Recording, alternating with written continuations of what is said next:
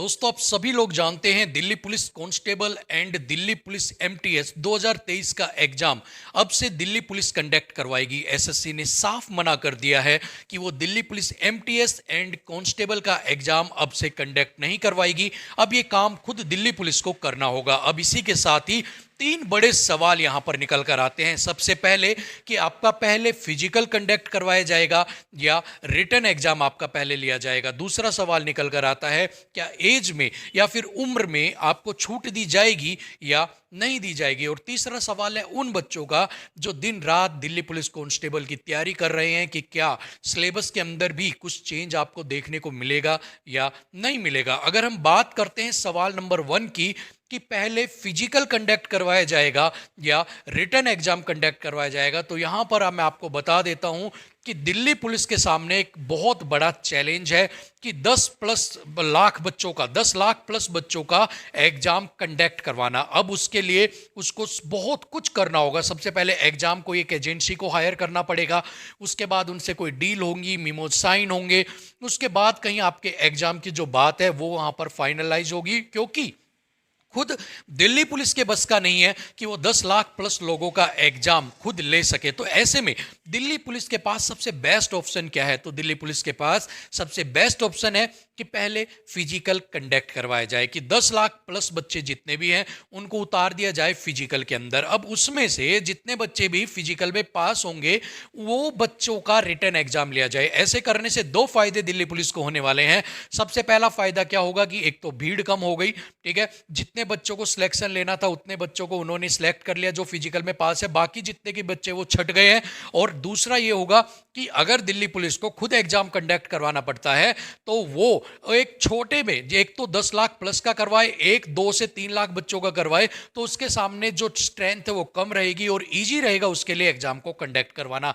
तो यहां पर लगता है कि दिल्ली पुलिस हो सकता है कि नोटिफिकेशन आउट करने के बाद आपको पहले फिजिकल के लिए बुला ले और बाद में आपके जितने भी बच्चे हैं उनका रिटन एग्जाम यहां पर जो है वो कंडक्ट करवा ले। बाकी ये सारी चीजें जो मैं आपको बता रहा हूं ये एक तरह से आप अनुमान के हिसाब से मैं आपको बता रहा हूं, अब ये कंफर्म नहीं है, बट जहां तक देखने से लग रहा है या अनुमान हम लगा सकते हैं, लग रहा है कि पहले आपका फिजिकल होगा। सो इसलिए आप अपने फिजिकल की तैयारी जरूर रखें, क्योंकि हो सकता है पहले आपको फिजिकल के लिए बुला लिया जाए। अब अगर हम बात करते हैं दूसरे सवाल की, क्या एज में या उम्र में आपको छूट मिलेगी या नहीं मिलेगी, तो यहां पर मैं आपको बता देता हूं कि अगर आपका एग्जाम एसएससी कंडक्ट करवाती तो एसएससी ने जीडी के अंदर या और भी जो आपकी वैकेंसीज थी अभी जिनकी नोटिफिकेशंस आउट हुई थी वहां पर आपको छूट दी थी, तो उसका बेस बनाकर दिल्ली पुलिस के अंदर भी आपको छूट देने का प्रोविजंस आपको मिल सकता था।